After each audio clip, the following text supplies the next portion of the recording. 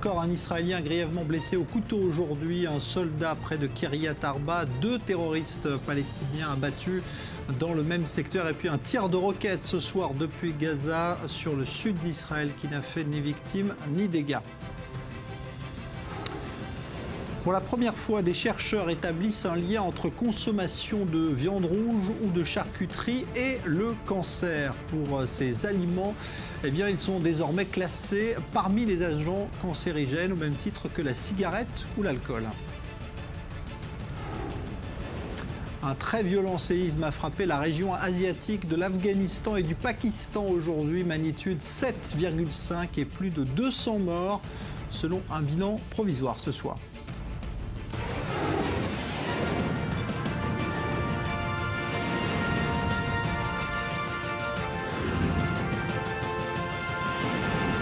Grand Direct avec Jean-Charles Banou.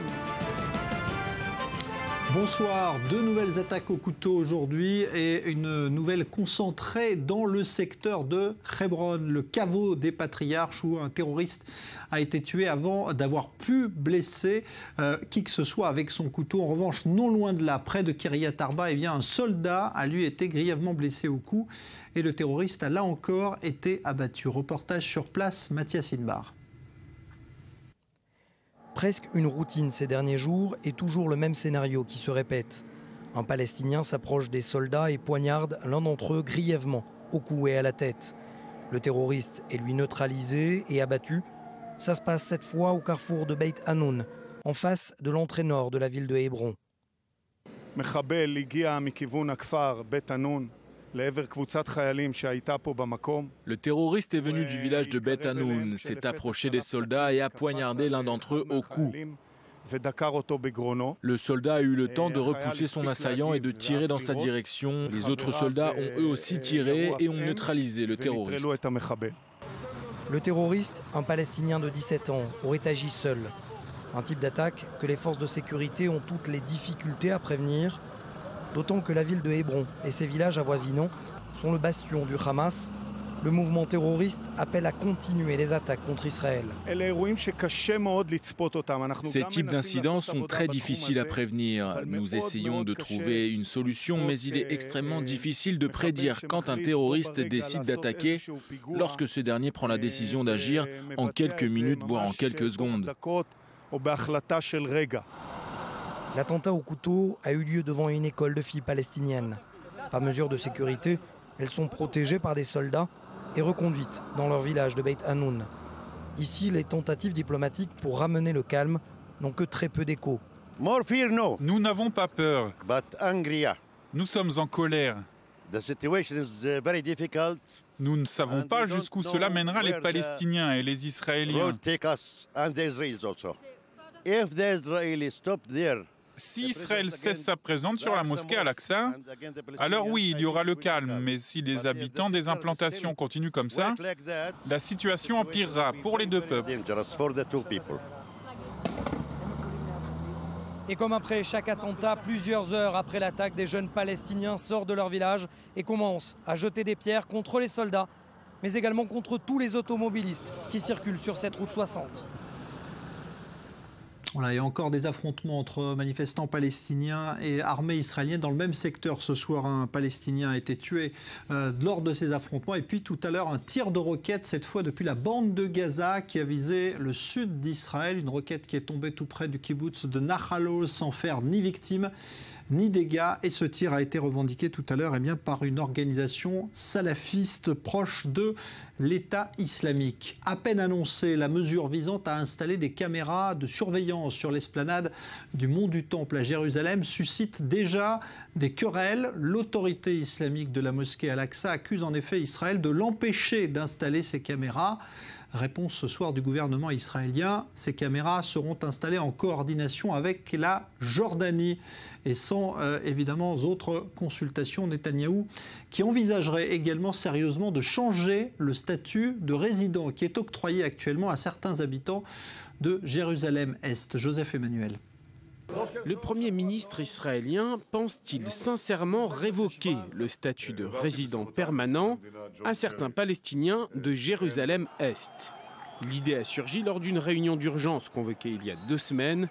On y évoquait l'escalade de la violence à Jérusalem-Est et le statut des Palestiniens résidant au-delà de la barrière de séparation, car aussi étonnant que cela puisse paraître, des Palestiniens vivant derrière le mur de séparation sont considérés comme citoyens de Jérusalem.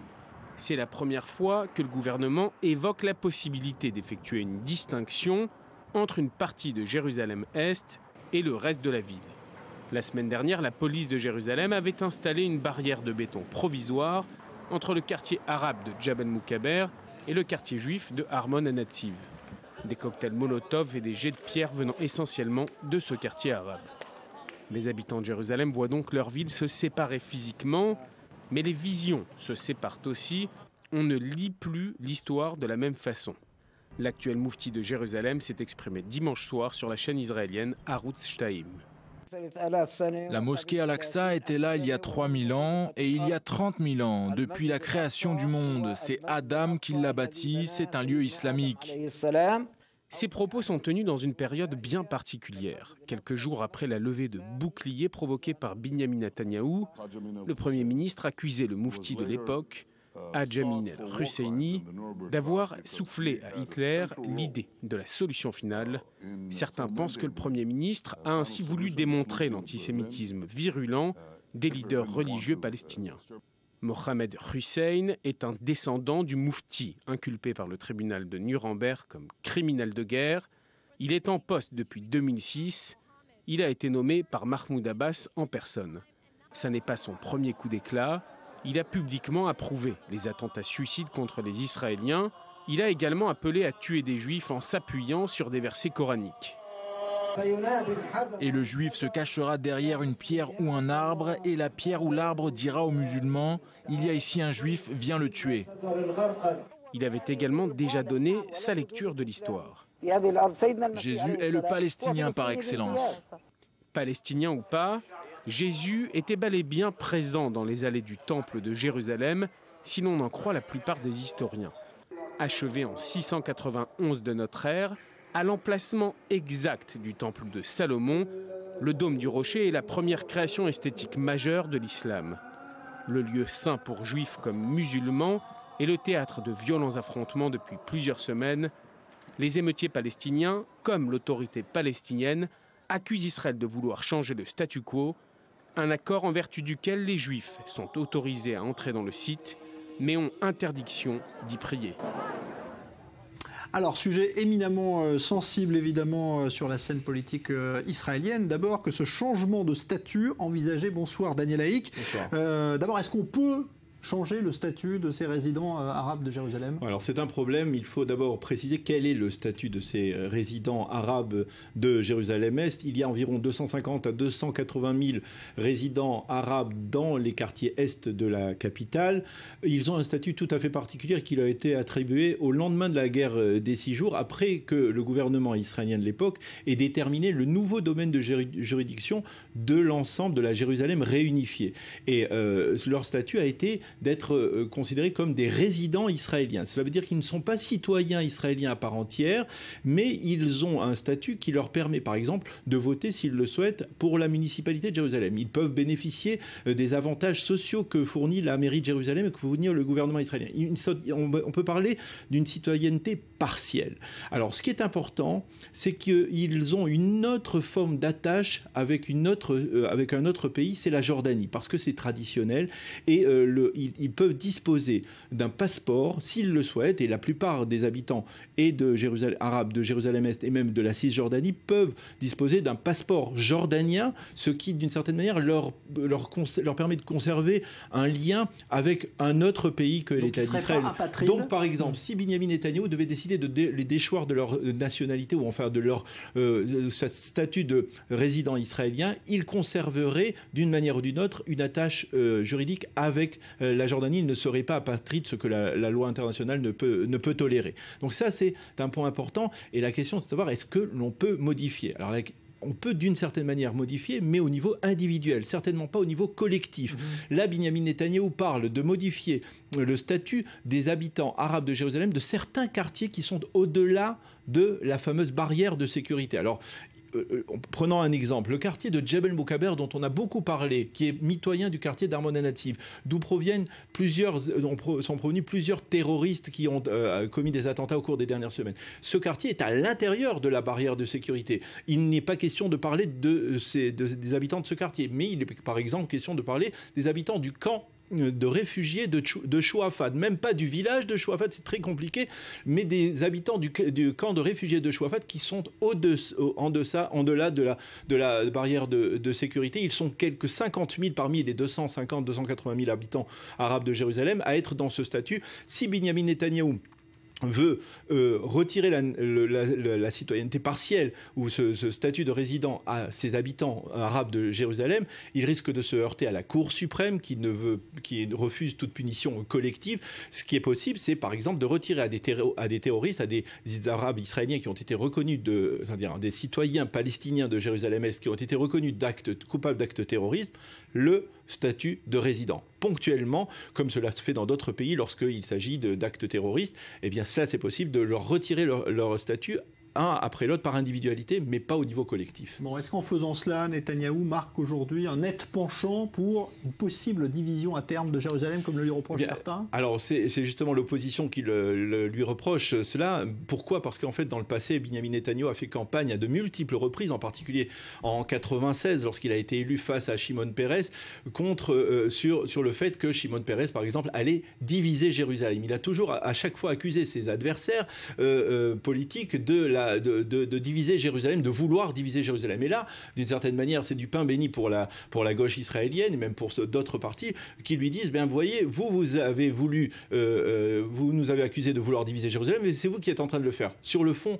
il n'en est pas question. De la même manière que la semaine dernière, les quelques dizaines ou centaines de mètres de murs de béton provisoires et mobiles qui ont été déployés dans le quartier justement d'Armona Nativ pour empêcher la poursuite des jets de pierre et des jets de bouteilles incendiaires pour des raisons de sécurité et pas pour des raisons politiques, là aussi, il s'agit d'un geste à caractère sécuritaire. Binyamin Netanyahou veut essayer de rétablir la sécurité et donc il veut essayer de sanctionner ceux qui sont potentiellement capables ou ceux qui ont déjà commis des actes terroristes. Ce n'est pas une décision politique, mais il faut préciser, si on revient à l'histoire, que Ariel Sharon avait au début refusé de tracer la barrière de sécurité. Il a finalement accepté de tracer cette barrière de sécurité dont on parle aujourd'hui, qui est à l'est, on va dire. Et on disait qu'Ariel Sharon, s'il n'avait pas été interrompu par son hémorragie cérébrale, eh bien, finalement, Ariel Sharon aurait fait le tracé de l'est, de la frontière est de l'État d'Israël, le long de cette barrière de sécurité. Donc, ce qui est au début sécuritaire peut par la suite devenir politique.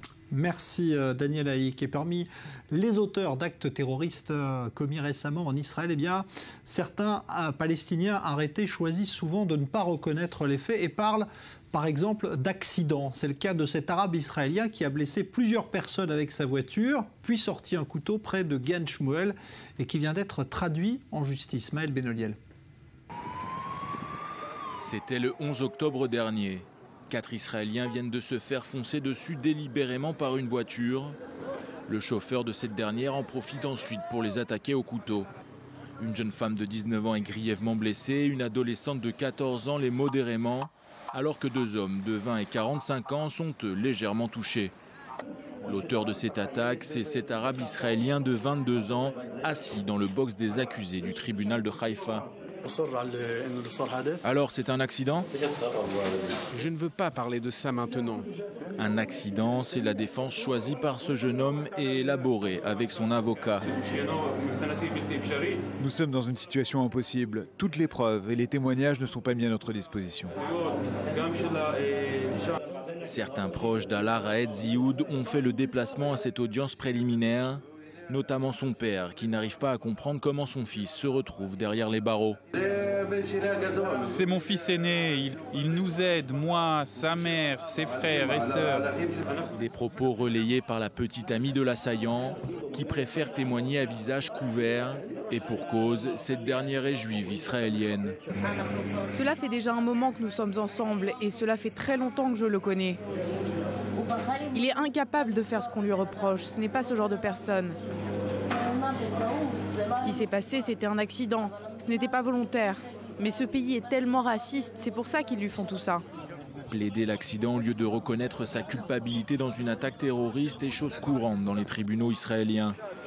Fait plus rare en revanche, la version du terroriste présumé soutenue par sa petite amie, une Israélienne de confession juive. Journée spéciale à venir sur i24 News le 4 novembre prochain à l'occasion des 20 ans de l'assassinat d'Yitzhak Rabin. Selon le calendrier hébraïque, cette date anniversaire tombe aujourd'hui et les cérémonies officielles ont d'ailleurs débuté depuis hier. Il y en avait une cet après-midi à Jérusalem qui coïncide évidemment avec cette vague de violence palestinienne. L'occasion évidemment d'évoquer le climat politique actuel. Léa Berdugou. Ils étaient des centaines à être rassemblés sur le mont Herzl à Jérusalem. Une cérémonie en souvenir du Premier ministre israélien Yitzhak Rabin. Le président de l'État d'Israël, Reuven Rivlin, était présent. C'était également le cas de Benjamin Netanyahou, hostile dans les années 90 à la politique de l'ancien dirigeant. Il avait notamment participé à des manifestations de la droite parfois virulentes envers Yitzhak Rabin. 20 ans après, il lui a toutefois rendu un hommage appuyé. Une grande tragédie a frappé notre pays il y a 20 ans et nous a laissés meurtris et souffrants. Un meurtrier juif a tué un Premier ministre israélien. Un grand dirigeant de l'État d'Israël nous a été arraché. Mais la politique n'est jamais très loin. Benjamin Netanyahou a implicitement comparé l'actuelle vague de violence à la situation qui précédait l'assassinat de l'ancien Premier ministre. Il souhaitait défendre les intérêts de la paix, mais lui aussi devait faire face à la terreur à laquelle le peuple juif était confronté. Aujourd'hui, nous continuerons d'agir, a-t-il dit. La fille d'Yitzhak Rabin a également évoqué le contexte actuel. Il n'y a pas de processus politique, mais seulement du terrorisme. Le sang coule et l'animosité grandit, a-t-elle dit. J'ai pensé que cette obscurité qui nous a envahis, notre famille, amènera l'unité, la compréhension. Que ces tirs sur la place et ce grave assassinat étaient surtout un cri d'alarme. Mais en fait, j'étais naïve. Et depuis, je dois encore subir des paroles haineuses qui viennent des profondeurs de la haine. Et la situation va en s'empirant.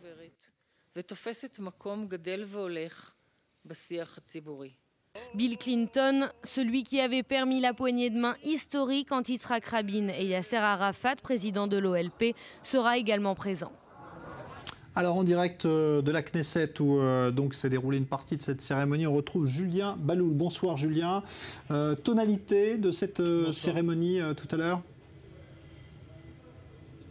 Voilà, donc il y a eu en fait deux cérémonies. La première étape, vous venez de le voir dans ce reportage au mont Herzl, avec une animosité vraiment encore très présente, même 20 ans après, entre la famille d'Yitzhak Rabin et Benjamin Netanyahou, puisque comme vous l'avez entendu dans ce reportage, Benjamin Netanyahou était un opposant à Yitzhak Rabin et la famille de Rabin ne l'a jamais pardonné. On l'a entendu dans le reportage, la fille d'Yitzhak Rabin a regardé droit dans les yeux le Premier ministre et lui a dit « Aujourd'hui, il y a la terreur et il n'y a pas de processus de paix », car à l'époque, la droite reprochait à Yitzhak Rabin de mener le processus de paix en dépit du terrorisme. Il y a eu également des discours du président de l'État d'Israël, Reuven Rivlin, qui a parlé de l'attachement de Yitzhak Rabin à Jérusalem et Yitzhak Rabin qui refusait de partager Jérusalem. La deuxième étape, c'était donc ici, un peu plus tard dans l'après-midi, à la Knesset. Et là, ça a été le chef de l'opposition, Yitzhak Herzog, qui s'est illustré en attaquant le Premier ministre et en lui disant « Monsieur le Premier ministre, ça fait 20 ans qu'Yitzhak Rabin n'est plus là. Ça fait 9 ans que vous êtes en fonction. La violence existe toujours. Vous ne pouvez pas accuser Yitzhak Rabin de la situation actuelle. Vous êtes le seul responsable des violences actuelles. » Alors justement, Julien, les violences et cette vague d'attentats, tout cela donne évidemment une résonance encore à ce message qu'essayait de véhiculer Yitzhak Rabin. Oui, absolument. Benjamin Netanyahou a consacré une large partie de son discours à la violence ici. Il a rappelé que Yitzhak Rabin savait combattre la violence, mais certains ici n'apprécient pas du tout cette récupération politique, notamment du côté de la famille d'Yitzhak Rabin. J'ai pu discuter avec certains des petits-enfants de Yitzhak Rabin qui ne supportaient pas le discours de Benjamin Netanyahou et estimaient que lorsque Benjamin Netanyahou comparait la situation des attentats des années 90 et aujourd'hui, c'était tout simplement honteux à leurs yeux. Évidemment, tous les discours donc, ont été consacrés à aux attentats d'aujourd'hui, avec notamment Reuven Rivlin qui a dit « Personne ne nous dissuadera d'habiter ici ». Et Benjamin Netanyahou a déclaré « Nous tendons la main à tous ceux qui reconnaissent notre droit à habiter ici ». Donc voilà un peu l'atmosphère très tendue autour de ces cérémonies des 20 ans de l'assassinat d'Yitzhak Rabin. Pourtant, certains essayent de faire de cette journée une journée apolitique, une journée autour de la démocratie israélienne et de l'union du peuple israélien. Ça sera peut-être le cas samedi soir, place Rabin, là où il a été assassiné, où un grand rassemblement unitaire est attendu avec le président de l'État d'Israël, Reuven Rivlin, où des milliers de personnes sont attendues à l'appel de toutes les organisations de droite comme de gauche, des organisations de la jeunesse. Et Bill Clinton est donc attendu. Nous y serons. Ça sera samedi soir, place Rabin à Tel Aviv. Merci Julien Baloul en direct de la Knesset à Jérusalem. En Belgique, scène de panique cet après-midi dans un quartier de Namur. Un conducteur a précipité sa voiture contre le portail d'une caserne militaire avant de prendre la fuite à pied sous les coups de feu tirés par les soldats. Il a finalement été interpellé. Aucun explosif se trouvait dans la voiture et pour l'instant donc la piste terroriste n'est pas retenue. Julia Ganancien.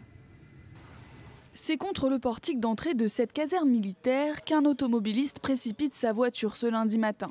Une voiture qui ne contient aucun explosif. Alors que l'on a craint un moment que le véhicule ne soit piégé, donc on a craint éventuellement d'y retrouver des explosifs, eh bien le service de déminage a terminé son travail il y a un petit instant maintenant et le véhicule est tout à fait safe. Vous avez sans doute entendu une détonation, c'était tout simplement une détonation pour forcer l'ouverture du coffre. Donc cette détonation n'avait évidemment aucun caractère suspect. Les militaires qui gardent l'entrée tirent une dizaine de coups de semonce quand le suspect tente de forcer le passage. Finalement, aucun blessé n'est à déplorer et la piste terroriste n'est pas privilégiée. La piste notamment éventuellement d'un acte isolé ou voire même d'un acte d'un déséquilibre mental n'est pas du tout à exclure. Donc toutes les pistes restent ouvertes, mais nous ne pouvons pas dire a priori que la piste terroriste, au sens du code pénal, je le rappelle, est une piste qui doit être privilégiée. Alors, quelles étaient les motivations de l'assaillant ? Le suspect, 32 ans, originaire de Namur, est inconnu des autorités judiciaires. L'homme avait été candidat pour rejoindre les paracommandos en 2010. En prenant la fuite hors de la caserne, l'intrus abandonne sa voiture et continue à pied avant d'être arrêté par la police. Il n'a opposé aucune résistance lors de son arrestation. La Russie annonce avoir frappé près d'une centaine de cibles en Syrie au cours des dernières 24 heures. Ce serait un record depuis le début de l'intervention russe dans ce pays. Et Moscou affirme d'ailleurs toujours viser de manière très intensive l'État islamique. Maxime Pérez. L'aviation russe n'en est pas encore à crier victoire. Mais à en croire l'intensité des frappes qu'elle prétend mener en Syrie, les djihadistes pourraient rapidement agiter le drapeau blanc.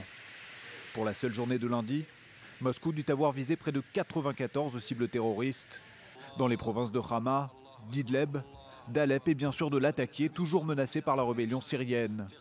En 3 jours, le ministère russe de la Défense affirme avoir neutralisé un total de 285 cibles, essentiellement contre le groupe de l'État islamique. Une nouvelle dont devrait se réjouir Bachar el-Assad. Ce week-end, le dictateur syrien a conditionné la tenue de nouvelles élections démocratiques en Syrie à l'éradication de l'organisation djihadiste. Notre principal objectif, c'est la lutte et la victoire contre le terrorisme.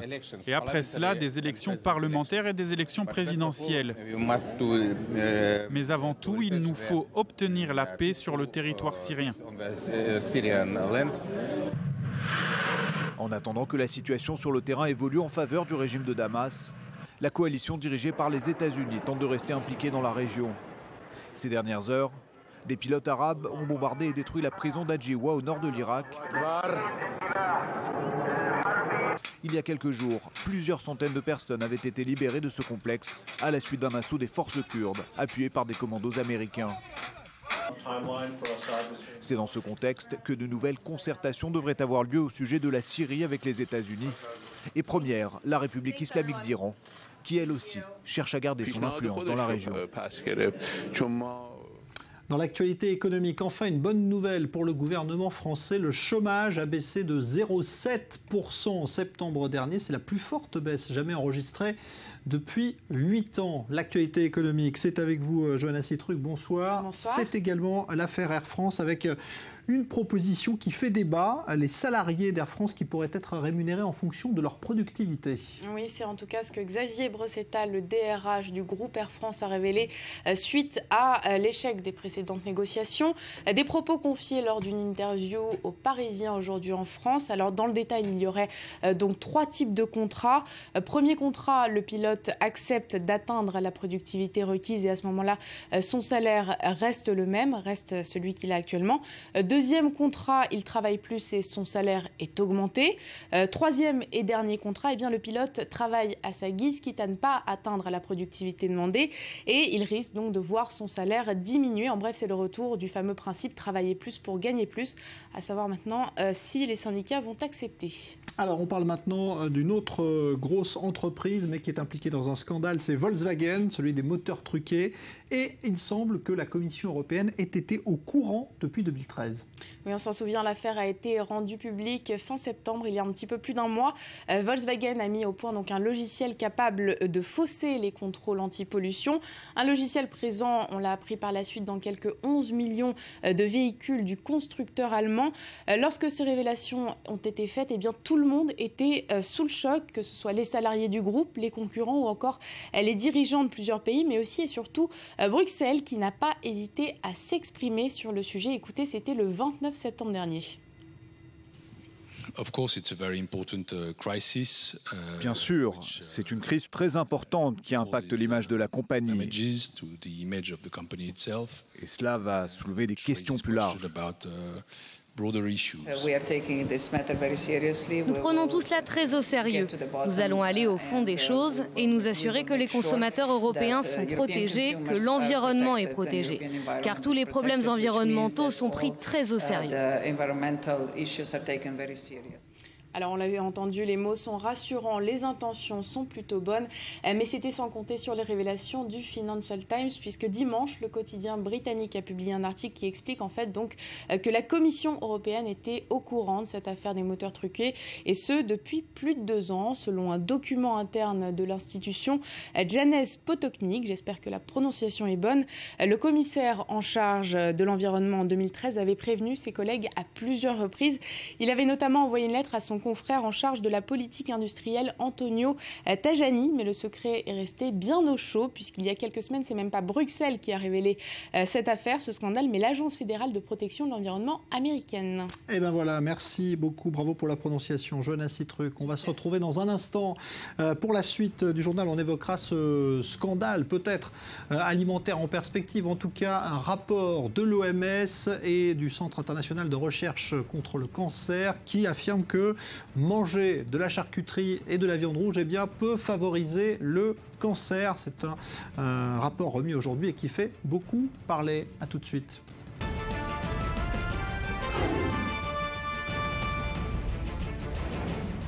Encore un Israélien grièvement blessé au couteau aujourd'hui. Cette fois, un soldat près de Kiryat Arba. 2 terroristes palestiniens ont été abattus dans le même secteur. Et un tir de roquette ce soir depuis Gaza qui n'a fait ni victime ni dégâts revendiqués par une organisation salafiste. Des chercheurs établissent un lien entre consommation de viande rouge ou de charcuterie et le cancer. Pour la première fois, ces aliments sont classés parmi les agents cancérigènes comme l'alcool ou le vin. Un terrible séisme a frappé la région asiatique de l'Afghanistan et du Pakistan aujourd'hui, magnitude 7,5 et plus de 200 morts selon un bilan provisoire.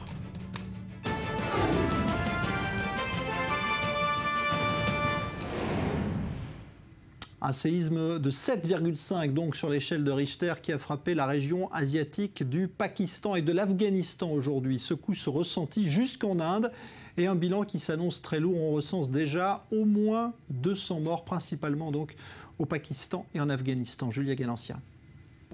Ce présentateur d'une chaîne afghane est en direct quand soudain, la terre tremble. La secousse est particulièrement longue, 1 minute. Le journaliste préfère quitter le plateau. Au même moment, au Pakistan, la terre tremble aussi. Ici, à Lahore, le séisme a laissé des traces, les habitants racontent.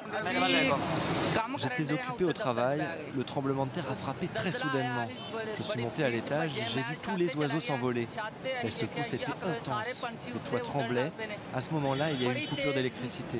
Je n'ai pas pu descendre les escaliers à cause de la foule. Je suis finalement descendu que quand ça s'est calmé. L'épicentre du séisme se situe à Djourm, dans les montagnes reculées du Badakhshan, à l'extrême nord-est de l'Afghanistan. La secousse est ressentie jusqu'à Kaboul, la capitale, à 250 km de l'épicentre et même jusqu'au nord de l'Inde. Mais à New Delhi, aucun dégât majeur n'a pour le moment été constaté, hormis quelques fissures. La secousse a temporairement interrompu le métro. J'étais seule dans la pièce, tout d'un coup j'ai senti mes jambes bouger. J'ai pensé qu'il y avait un problème avec ma chaise, mais j'ai vu que la table aussi était en train de bouger. Quand je suis sortie, j'ai vu tout le monde se ruer en bas, du coup je les ai suivis. Il y a 10 ans au Pakistan, un tremblement de terre avait fait plus de 75 000 morts et poussé plus de 3 millions de personnes à quitter leur foyer. C'était le 8 octobre 2005. L'épicentre du séisme se situait à quelques centaines de kilomètres de celui de ce lundi. C'est une étude du Centre international de recherche sur le cancer qui amène l'OMS aujourd'hui à classer la charcuterie et la viande rouge parmi les agents cancérigènes, tout comme la cigarette ou l'alcool, sauf que la situation n'est tout de même pas tout à fait comparable. Explication Léa Berdugo. Les soupçons étaient forts, le verdict est désormais tombé, selon le Centre international de recherche sur le cancer. La charcuterie, appelée viande transformée, est déclarée comme étant cancérigène pour l'homme. De son côté, la viande rouge est accusée de favoriser probablement le cancer. Parmi les types de maladies déclenchées, le cancer colorectal est majoritairement concerné et dans une moindre mesure, les cancers du pancréas et de la prostate. Manger 50 grammes de viande transformée par jour augmenterait de 18% le risque de cancer colorectal, tandis que la consommation de 100 grammes de viande rouge par jour augmenterait de 17% le risque de développer cette maladie chronique. Le CIRC déclare ne pas encore bien savoir comment la viande rouge et la viande transformée accroissent le risque de cancer. Certains nutritionnistes déclarent s'appuyer sur ce genre d'études. Il existe de nombreuses preuves scientifiques qui attestent du fait que la viande rouge et la viande reconstituée sont liées au cancer du côlon. Je dirais que nous devrions absolument y faire attention. Nous devrions en prendre note. Cependant, aucune comparaison avec le nombre de décès liés au cancer dû à l'alcool ou au tabac. 34 000 décès par cancer par an seraient dus à une alimentation riche en charcuterie, contre 600 000 liés à l'alcool et 1 million dus au tabac. À Londres, les consommateurs de viande restent sceptiques. C'est vraiment ridicule. Ce que je veux dire, c'est que vous ne trouverez pas sur Brick Lane quelque chose qui soit meilleur que de la viande fraîche qui vient d'être cuite. C'est ridicule de comparer de la viande rouge à des cigarettes ou à des choses du même genre. C'est ridicule. Cela fait des années que nous mangeons de la viande rouge et nous ne pensons pas qu'elle soit cancérigène. Mais je pense que les gens sont suffisamment intelligents pour lire et faire leur propre choix. L'Institut nord-américain de la viande a déjà réagi. Cette évaluation défie le bon sens, a-t-il déclaré. Elle souligne que la science a montré que le cancer est une maladie complexe qui n'est pas provoquée par de simples aliments.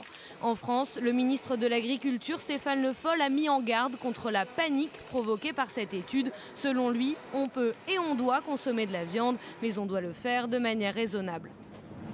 Voilà, et nous serons en ligne avec le nutritionniste Jean-Michel Cohen dans une demi-heure pour évoquer donc justement ce rapport polémique. En Turquie, de violents combats ont opposé aujourd'hui la police turque et ce que les autorités présentent comme le groupe terroriste État islamique. Cela se passe dans une ville du sud. Bilan, 9 morts, dont 2 policiers. Maxime Pérez. L'accrochage s'est produit à l'aube lorsque des unités antiterroristes ont pris d'assaut plusieurs maisons du centre de Diyarbakir. Dans cette grande métropole du sud-est de la Turquie à majorité kurde, la police était à la recherche de militants djihadistes. Les suspects auraient ouvert le feu sur les forces de l'ordre lorsque celles-ci ont investi leur planque. 2 policiers ont été tués par l'explosion d'engins piégés installés autour de l'une des habitations encerclées. 4 autres ont été blessés lors des violents échanges de tirs qui se sont poursuivis pendant au moins 2 heures. Selon une source sécuritaire, les affrontements auraient fait 7 morts dans les rangs djihadistes. La police a également arrêté 3 personnes pendant l'opération. En fin de matinée, des artificiers procédaient au nettoyage du quartier à la recherche d'éventuels autres engins piégés. Ces violences interviennent à 6 jours d'élections législatives anticipées qui s'annoncent sous haute tension. Il y a 2 semaines, un attentat suicide attribué à l'EI a fait une centaine de morts en plein cœur d'Ankara.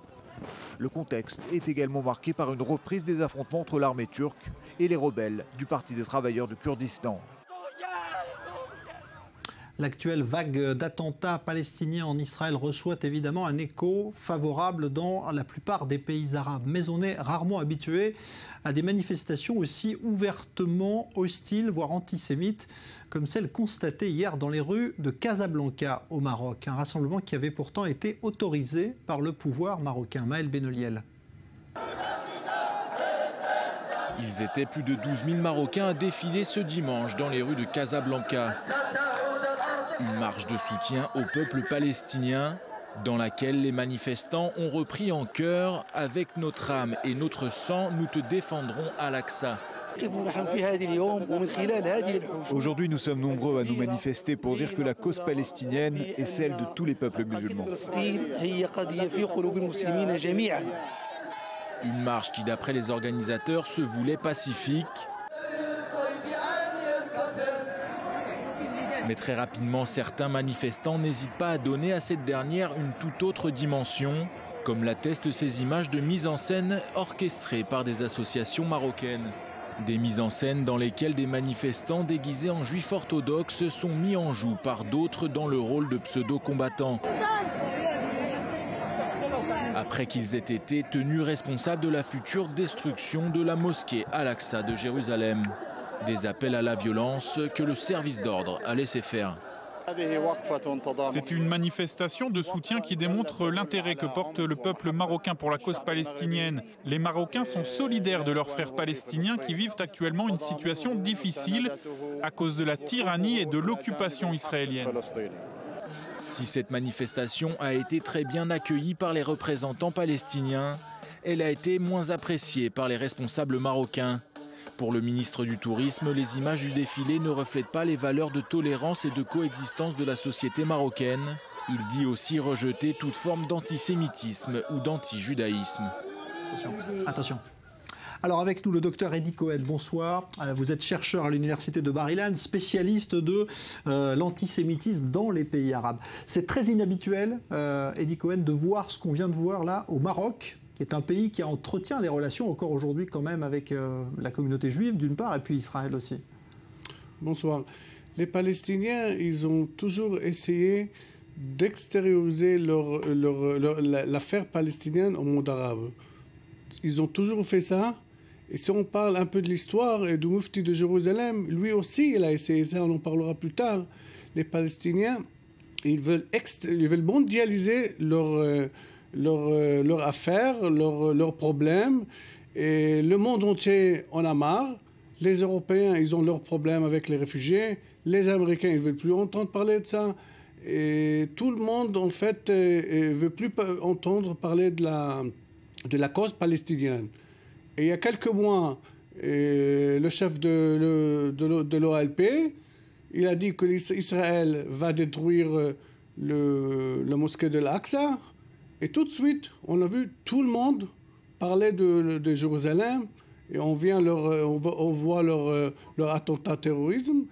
Et je peux vous résumer cette violence qu'on a vue dans cette manifestation avec ces caricatures qui rappellent vraiment les années 30 de juifs. Ce serait justement parce qu'on a remis la mosquée d'Al-Aqsa sur le devant de la scène et Jérusalem. Juste ça. On a remis la mosquée de l'Aqsa sur la scène. On voit des photos antisémites. C'est de l'incitation contre la violence, contre les juifs. Ils veulent, le Maroc, c'est un pays très modéré. Ils veulent détruire aussi le Maroc. Les Palestiniens, ils ont essayé de détruire la Jordanie en 1970. Ils ont détruit le Liban en 1975 quand la guerre civile a éclaté à cause d'eux. Ils ont détruit le peuple du Koweït quand ils ont soutenu Saddam Hussein et son invasion au Koweït. Maintenant, ils ont détruit Gaza. Et maintenant, ils veulent détruire les autres pays dans le monde entier. Alors on a vu effectivement, et Maël le disait dans son sujet, que le gouvernement marocain avait condamné ce qu'il appelle des débordements. Ça correspond quoi aujourd'hui à une radicalisation quand même de l'opinion arabe envers Israël, parce qu'on voit quand même que les propos sont de plus en plus féroces et durs envers Israël. Écoutez, ce qui se passe dans le pays arabe, c'est comme ça. L'islam contre l'islam. les sunnites, les musulmans s'entretuent. Mais quand ça dépend d'Israël, quand c'est l'Israël, le sujet, ils veulent normaliser, ils veulent se soutenir eux-mêmes contre l'État d'Israël et contre les Juifs. Alors on a vu aujourd'hui qu'en Israël, en tout cas, on parle beaucoup de ce que dit le moufti, l'actuel moufti de Jérusalem, pas celui pendant la Deuxième Guerre mondiale, qui a dit et qui a répété à la télévision israélienne qu'il n'y avait pas eu de temple jamais sur l'esplanade du mont du Temple et que donc ça avait toujours été un lieu musulman. Qu'est-ce que ça signifie, ça? C'est une manière, parce que finalement, on peut dire tout et n'importe quoi, mais ça a un impact aussi sur les populations arabes? Les Palestiniens ont toujours dit Israël change le status quo. Mais son discours, c'est un changement de status quo. Le mont du Temple, c'est sacré pour les Juifs et aussi pour les musulmans, mais aussi pour les Juifs aussi. Il dit ça parce qu'ils veulent suivre le pas du premier moufti, l'antisémite Haj Amir Husseini. Ce moufti, il veut suivre le pas de l'antécédent moufti. Ce qu'on a vu, pour revenir d'un mot au Maroc, ça pourrait se produire dans d'autres pays aujourd'hui, comme la Tunisie aussi. Vous pensez qu'il y a une fièvre qui peut gagner d'autres pays arabes? Les Palestiniens ne cessent pas de soutenir la violence contre les Juifs et contre l'Israël. Les Palestiniens ne cessent pas de faire toutes ces manifestations pour dire aux Arabes, on a un problème chez nous, venez, aidez-nous, donnez-nous de l'argent. Ils veulent le soutien moral et le soutien de l'argent, le soutien économique des Arabes. Et malheureusement, certains pays arabes tombent dans leur piège. Merci, Dr Eddy Cohen. Je rappelle que vous êtes spécialiste donc, de l'antisémitisme dans les pays arabes à l'université de Bar-Ilan.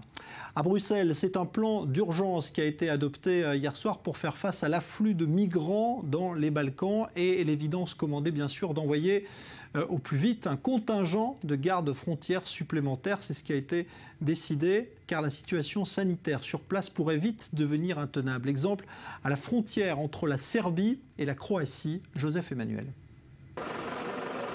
Ils marchent depuis des heures, en pleine nuit. Ils atteignent finalement le village serbe de Berkasovo, à la frontière croate.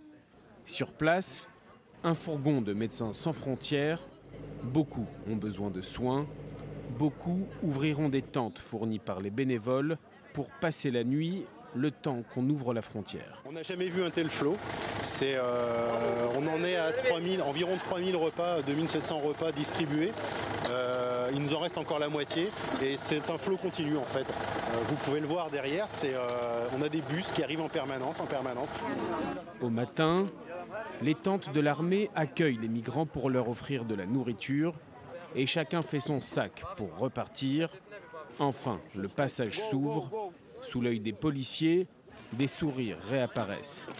Côté croate, des bus les attendent. Les migrants partent vers un centre de transit à 15 km d'ici. À plusieurs centaines de kilomètres, en Belgique, on se réunit en urgence pour chercher une solution. Les pays concernés par l'afflux massif de migrants se sont rencontrés ce dimanche. Une décision a été prise. 100 000 places d'accueil seront créées dans les Balkans. Mais même si la chancelière a ouvert en grand les portes de l'Allemagne, elle parle aujourd'hui de ce dont elle n'a jamais parlé. Elle parle du retour de certains migrants.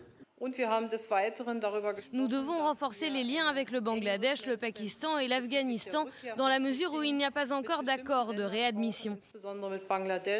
Il faudra conclure ce type d'accord avec ces pays et nous invitons la Commission à promouvoir ce genre d'accord. Et alors que Jean-Claude Juncker parle d'une des plus grandes épreuves de l'Union européenne, les participants se sont engagés à mettre en œuvre 17 mesures. Des mesures pour restaurer la stabilité de la gestion des migrations.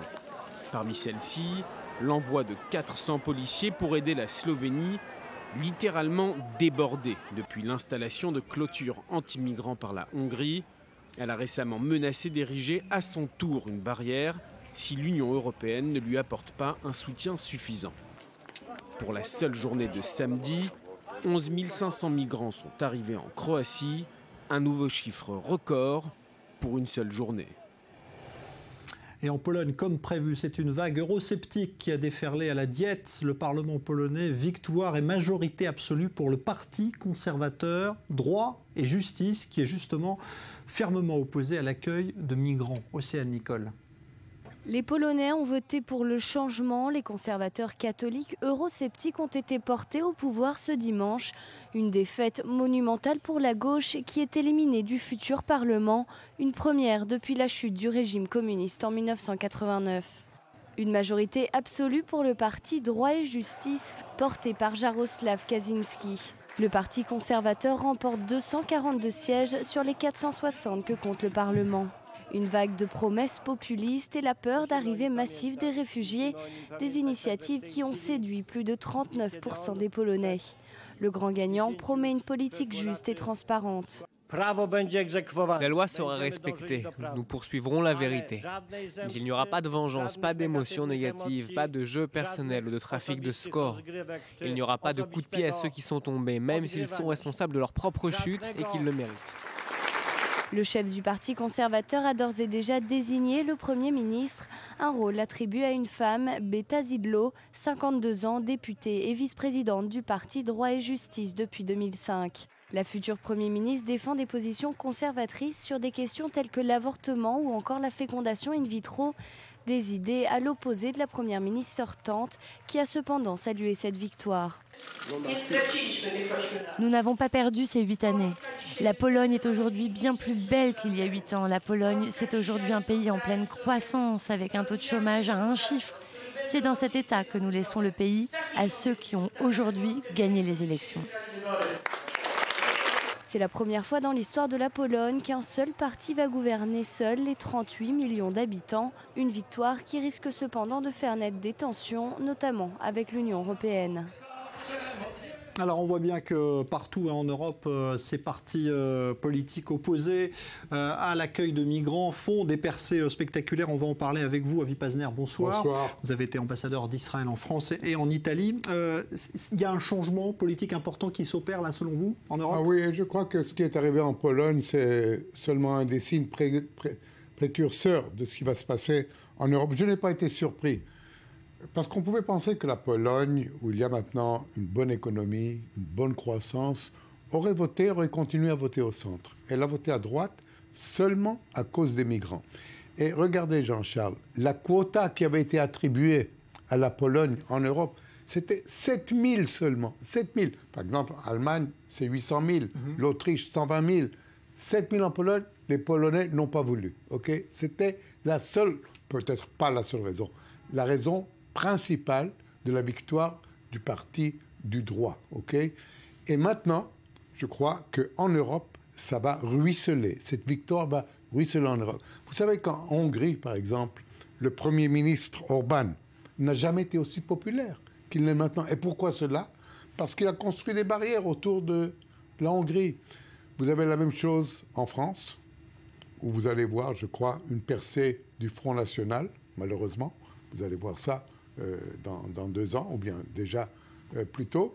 En Italie, la Lega Nord, la Ligue du Nord, qui monte, qui est en ascension permanente. En Suisse, où l'UDC, qui n'est pas d'extrême droite, mais extrêmement conservateur, a gagné les élections partout. C'est une vague en Europe, et c'est causé par les centaines et les centaines de migrants qui arrivent de Syrie, d'Irak et d'Afghanistan. Alors on a vu également hier dans la presse allemande un rapport confidentiel, mais un rapport quand même des services de sécurité allemands qui met en garde contre l'arrivée de ces migrants qui pourraient relancer de manière très spectaculaire la vague d'antisémitisme en Europe.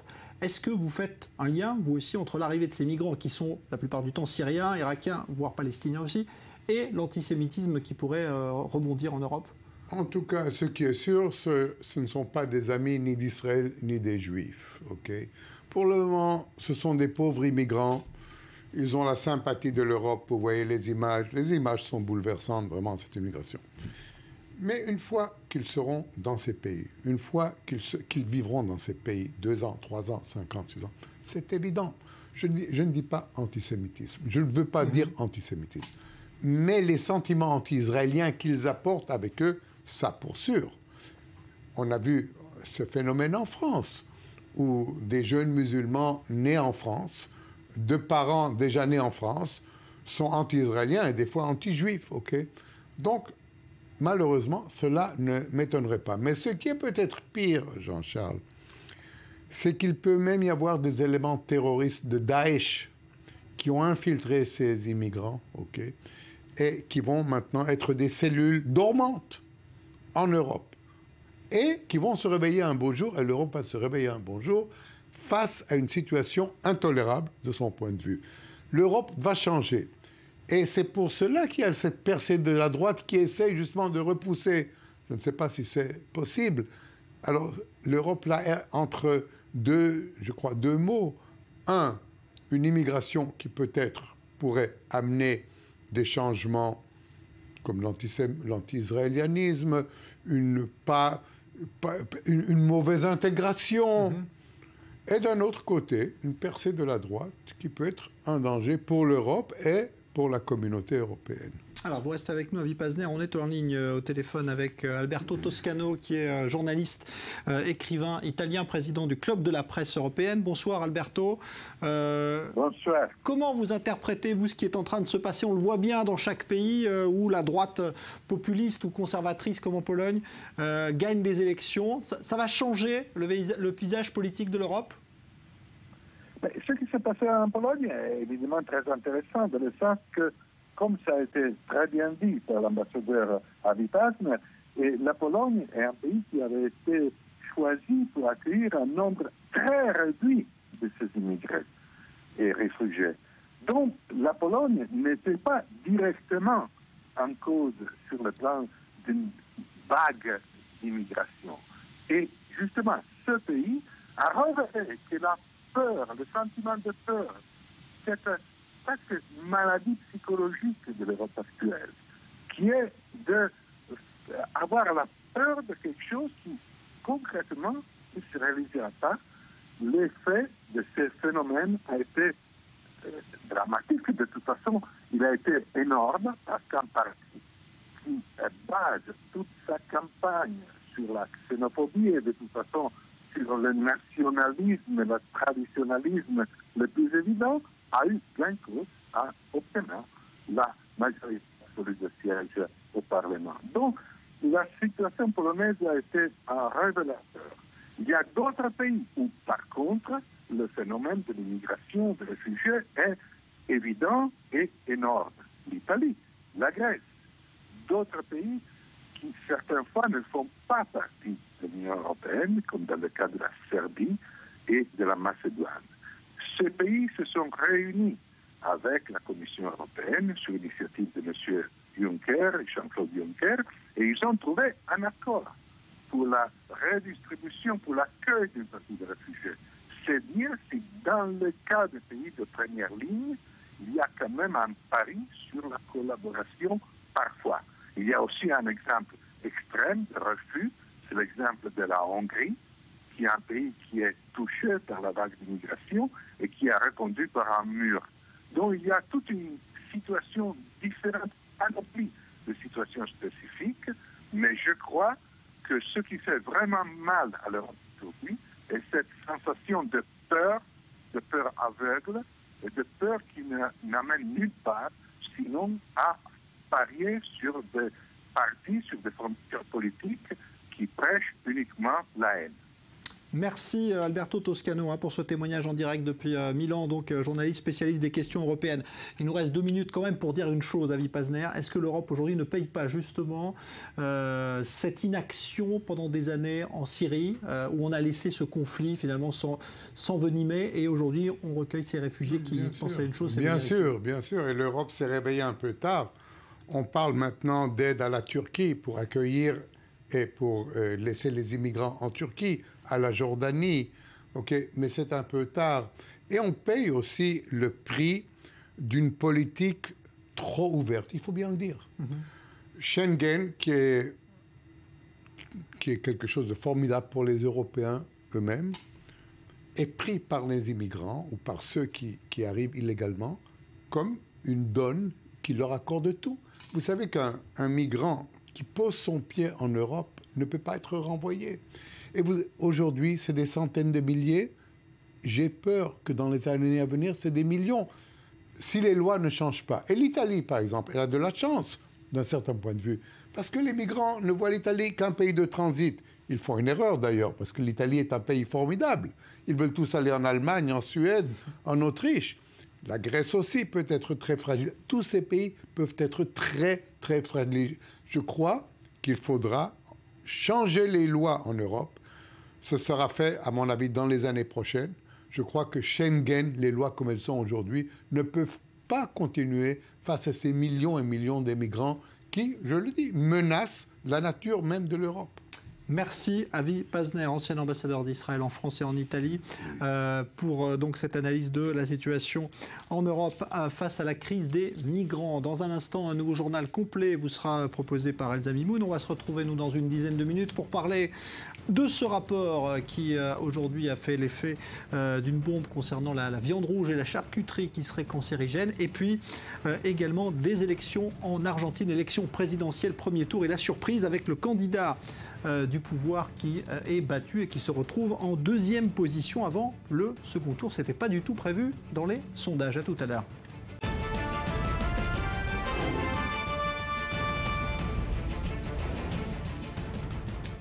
Retour du Grand Direct et on va commencer par une image en direct de Londres. L'événement ce soir dans la capitale britannique, eh bien, c'est la présentation en avant-première mondiale du dernier James Bond. Il s'appelle Spectre, c'est toujours avec l'acteur Daniel Craig et vous voyez que on a vu les choses en très grand ce soir. Tapis rouge géant avec évidemment toute l'équipe du film présente pour cette première projection donc mondiale de Spectre, le tout nouveau James Bond. Même la reine d'Angleterre va avoir droit à sa projection pour la présentation de ce film qui évidemment incarne à merveille le cinéma et même l'histoire britannique. Spectre, donc, c'est en ce moment, ça se passe à Londres.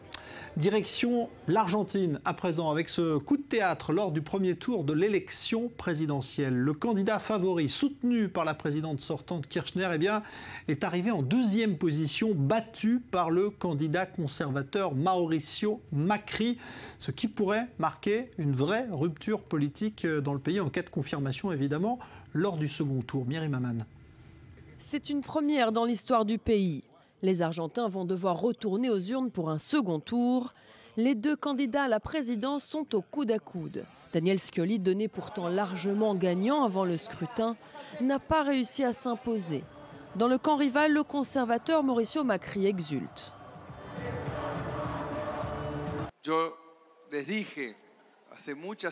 Je vous avais dit il y a quelques semaines qu'aujourd'hui allait commencer une révolution de joie dans la République d'Argentine.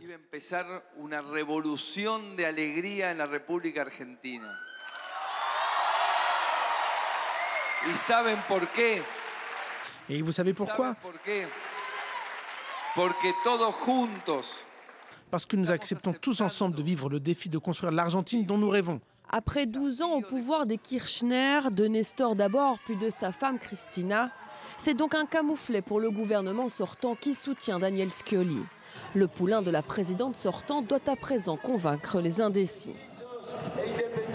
Je demande aux électeurs indécis et indépendants de se joindre à cette cause pour un grand avenir du développement argentin. Je vais faire face à cette nouvelle période comme je l'ai toujours fait dans la vie, avec plus de foi et d'espoir que jamais. D'un côté, Daniel Scioli, le candidat soutenu par le pouvoir qui joue sur son image de centriste conciliateur. De l'autre côté, Mauricio Macri, le conservateur, qui s'attelle à critiquer le pouvoir en place et sa politique économique. Les Argentins devront trancher le 22 novembre prochain. Alors, en direct avec nous depuis Buenos Aires, en Argentine, notre correspondant Ryan Indy. Bonsoir à vous, Ryan. Comment est-ce qu'on explique cette surprise donc sortie des urnes, cette surprise Macri? Alors, je crois qu'il faut analyser la surprise Macri de deux façons. Premièrement, il y a clairement un vote sanction contre Cristina Kirchner et Daniel Scioli et le parti du Front pour la Victoire. Ça s'est également traduit dans l'élection au poste de gouverneur de la province de Buenos Aires de Maria Eugenia Vidal, qui est donc la candidate du parti Cambiemos. La province de Buenos Aires est un bastion péroniste qu'il contrôle depuis 28 ans et qui, rappelons-le, est actuellement gouverné par Daniel Scioli. Donc beaucoup dans les rangs des kirchneristes critiquent également l'absence de formation de nouveaux leaders dans ces rangs, entre autres à cause de l'accaparation médiatique et politique de Christina Kirchner. Ensuite, il y a évidemment, je crois, la fatigue du discours populiste du Front pour la Victoire. Le pays est en proie à une panne économique, à une inflation de 30%. Et malgré cela, par exemple, le candidat Scioli continue de promettre qu'il n'y aura pas de dévaluation du pesos, alors que ça semble inévitable. Donc Macri joue donc son expérience de chef d'entreprise et de gouverneur de la ville de Buenos Aires, où il a obtenu plus de 50% des voix hier. Ce qui est certain, c'est que le résultat est apparu comme un coup de tonnerre, défiant tous les pronostics. Même les meilleurs sondages de l'équipe de Macri n'avaient pas pronostiqué ça. Ça a été une nuit électorale en montagne russe émotionnelle, puisque les premiers résultats donnaient d'abord le conservateur Macri en tête, avant que Scioli ne reprenne l'avance. Et enfin voilà, donc ça s'est traduit évidemment aujourd'hui par tous les journaux qui titraient sur la victoire de Macri. Alors, Ryan, il va y avoir contre toute attente donc un second tour maintenant. Qu'est-ce qui peut se passer? Il y a vraiment moyen pour Macri de transformer cette victoire, cet essai, pour reprendre un langage rugby, maintenant on connaît bien en Argentine, en victoire lors du second tour? Alors, à partir de maintenant, il peut tout se passer. C'est-à-dire qu'avant ça, c'est vrai que tout le monde pensait qu'au pire, il y aurait un ballottage et que Scioli gagnerait ensuite. Maintenant, vraiment, Macri est sorti victorieux de l'élection d'hier, et s'il surfe sur la vague de popularité, certainement, il pourra récupérer des voix.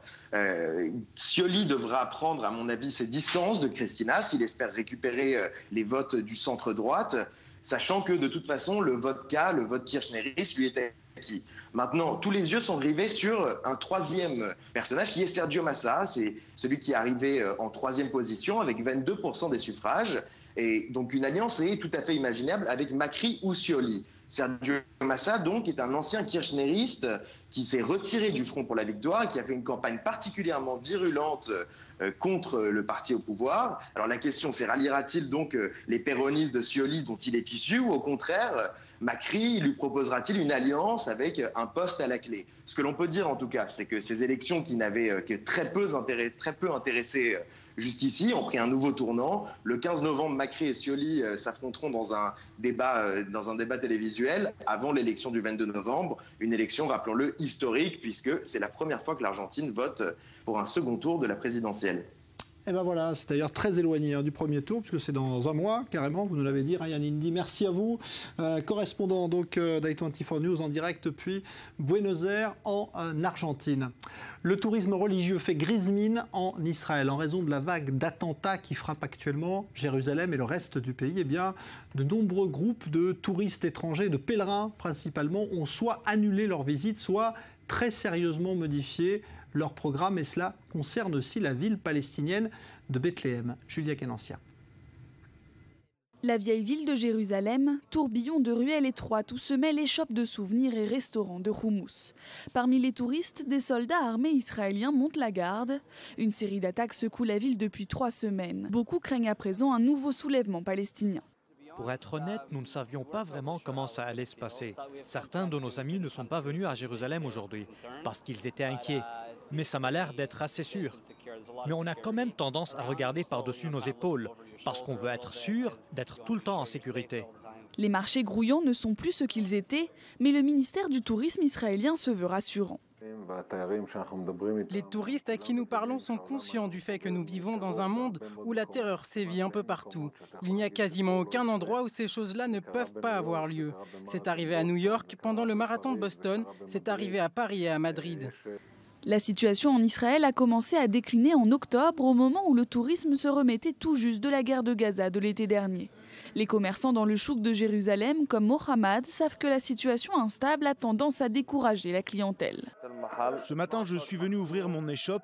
Il y avait 12 checkpoints depuis la porte Al-Khalil jusqu'à l'autre porte là-bas. Les touristes viennent et voient 12 checkpoints et forcément ils prennent peur. Ils voient tous ces soldats et policiers et se demandent ce qui peut bien se passer ici. D'après les experts, le dernier soulèvement palestinien, qui a duré de 2000 à 2005, avait ralenti la croissance de l'économie israélienne de 7%.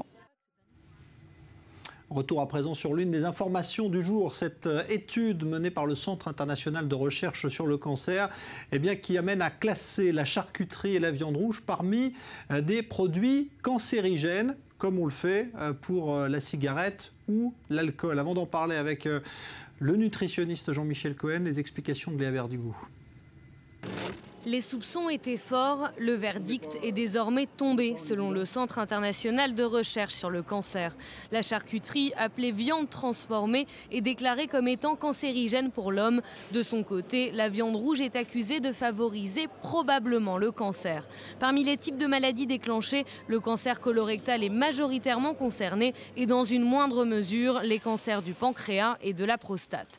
Manger 50 grammes de viande transformée par jour augmenterait de 18% le risque de cancer colorectal, tandis que la consommation de 100 grammes de viande rouge par jour augmenterait de 17% le risque de développer cette maladie chronique. Le CIRC déclare ne pas encore bien savoir comment la viande rouge et la viande transformée accroissent le risque de cancer. Certains nutritionnistes déclarent s'appuyer sur ce genre d'études.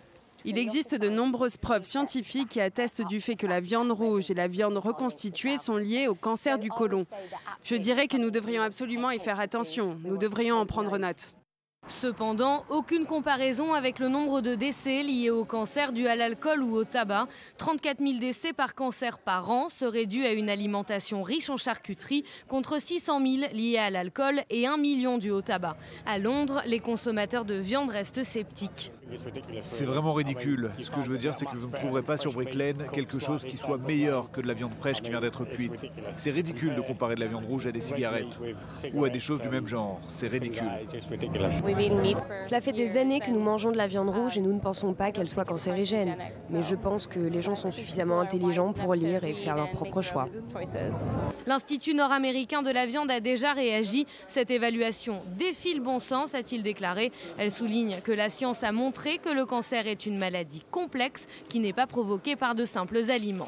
En France, le ministre de l'Agriculture, Stéphane Le Foll, a mis en garde contre la panique provoquée par cette étude. Selon lui, on peut et on doit consommer de la viande, mais on doit le faire de manière raisonnable.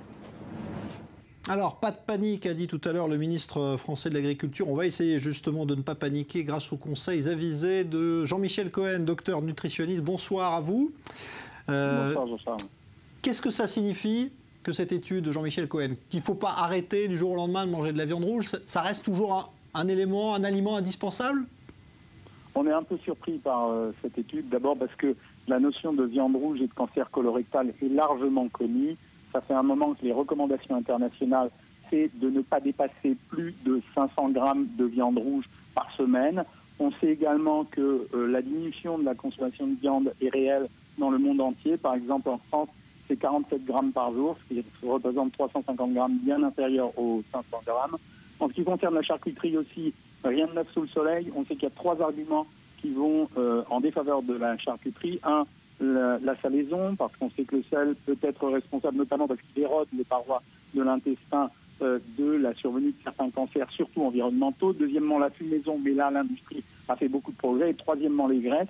Et c'est là où il y a absurdité, parce qu'on ne peut pas comparer toutes les charcuteries entre elles.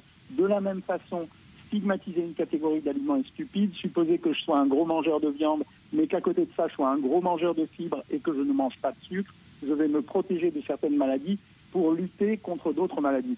Donc je pense que c'est une annonce sensationnelle qui ne nous informe pas plus que ce qu'on avait auparavant. Je peux même leur expliquer que le cancer colorectal est probablement lié à la présence de ce qu'on appelle le fer héminique, c'est-à-dire le fer qui est porté par le sang. Mais cette consommation raisonnable, elle est la règle universelle de la nutrition.